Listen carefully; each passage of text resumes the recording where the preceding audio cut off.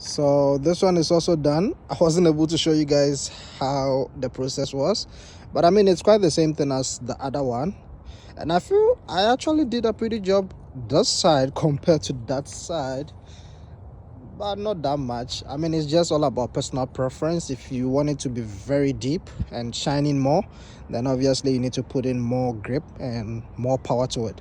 But I feel like the newer cars, I mean, these cars these days, they got plastic headlights, so the more you scrub it much with strength, the more it tends to break. You know, most of the old cars, the older models, I'm talking about the 80s and 90s, they are more of glass, so they don't tend to struggle this much. But I mean, from 2000s, most of the cars are plastic, so you don't have to put much pressure on it. But overall, I think this is much better from the first one. And yeah, so this is everything I used. I mean, it was just a mixture of different products. I mean, this is actually my first time using these products. I've never used them before.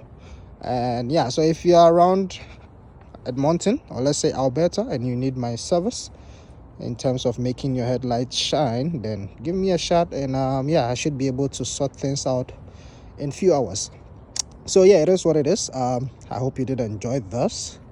Let me know if ever you need my service, or if you do know someone who needs my service, tell the person to reach out to me wherever, Instagram, Facebook, TikTok, wherever that the person can reach me out on. So it's Vim Studios.